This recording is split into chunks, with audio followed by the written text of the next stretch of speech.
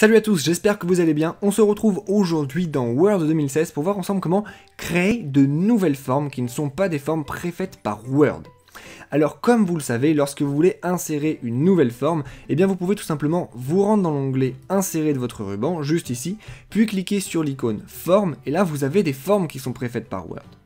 Maintenant, si vous voulez insérer une forme qui n'est pas ici, que vous ne trouvez pas, eh bien vous pouvez soit la dessiner vous-même, et donc créer votre forme à partir de rien, ce qui est une première technique, soit vous pouvez, et c'est la technique que moi je vous recommande de faire, choisir une forme qui ressemble à peu près, qui est déjà ici, puis modifier cette forme pour arriver vraiment à ce que vous voulez avoir.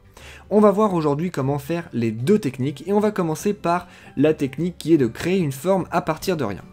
Alors pour créer une forme à partir de rien, eh bien vous vous rendez simplement dans l'onglet Insérer de votre ruban, puis vous cliquez sur Forme, et là vous avez trois outils qui vous permettent de créer une forme à partir de rien. Vous avez l'outil Gribouille qui vous permet là vraiment de dessiner la forme exactement comme vous en avez envie. Vous avez aussi l'outil Courbe si vous avez envie d'avoir des arrondis à l'intérieur de votre forme, et si vous n'avez pas envie d'avoir d'arrondis à l'intérieur de votre forme, vous pouvez utiliser l'outil Forme Libre. Par exemple, moi je vais prendre Forme Libre et je vais essayer de créer un rectangle très rapidement. Pour ça, je vais simplement placer les points de mon rectangle, donc je vais placer le point en haut à gauche, le point en bas à gauche, le point maintenant en bas à droite, le point qui est juste ici en haut à droite, et puis je vais le refermer. Donc là vous voyez que j'ai un rectangle qui s'est créé. Alors il n'est pas parfait puisque je l'ai fait quand même relativement rapidement, mais au moins vous voyez qu'on l'a créé à partir de rien et que exactement de la même manière, donc en se rendant dans Insérer et Forme Libre, on peut créer des formes qui ont à peu près n'importe quel sens, exactement comme celle-ci. Maintenant, moi, ce que je vous conseille de faire, c'est quand même d'utiliser une forme qui est déjà créée et de simplement modifier cette forme. Donc on va voir maintenant comment faire ça.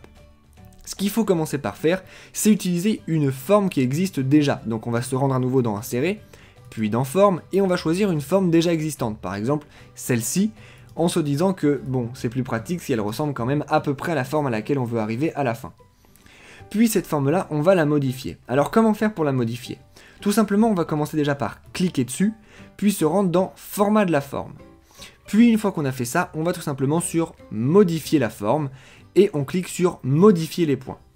Une fois qu'on a fait ça, eh bien vous voyez que autour de notre forme, on a un trait rouge qui s'est créé, et on a sur chaque angle des points noirs qui se sont créés aussi.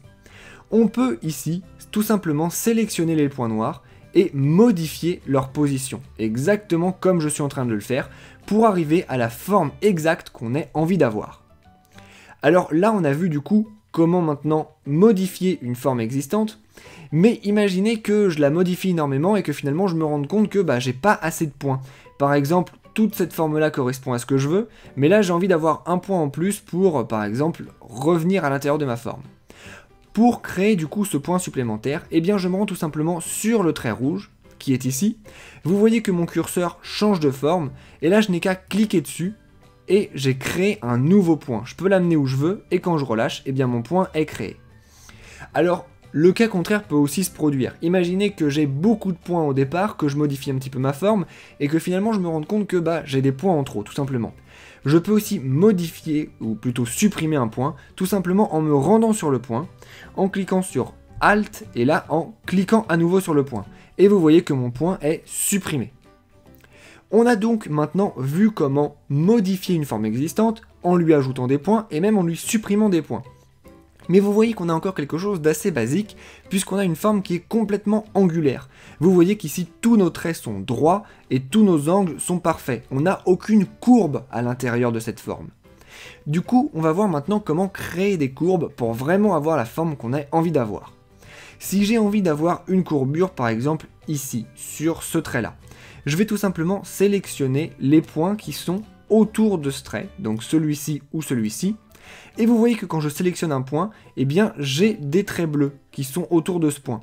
Ces traits bleus indiquent tout simplement dans quelle direction la forme part, ou plutôt le trait part, à partir de ce point-là. Là vous voyez qu'il part dans une direction qui est exactement la même que le point qui lui suit. Donc forcément je vais avoir un trait qui va être droit. Mais si je prends le point qui est ici, et que je dis que le trait doit partir dans une direction autre, eh bien vous voyez que forcément ici maintenant, je vais avoir une courbure. Cette courbure, elle va être plus ou moins forte selon la longueur du trait bleu que je lui donne, exactement comme vous le voyez là. Et je peux modifier l'inclinaison tout simplement en modifiant le sens dans lequel va mon trait bleu, exactement comme là je viens de le faire. Et ça, je peux le faire pour absolument n'importe quel point. Par exemple, si j'avais envie d'avoir une forme très arrondie, je pourrais faire exactement la même chose avec ce point-là. Vous savez donc maintenant comment créer une forme complètement personnalisée dans Word 2016. Vous pouvez ajouter des points, vous pouvez même supprimer des points quand vous n'en avez plus besoin, et enfin vous pouvez modifier l'angle autour des points pour avoir des courbes à l'intérieur de votre forme.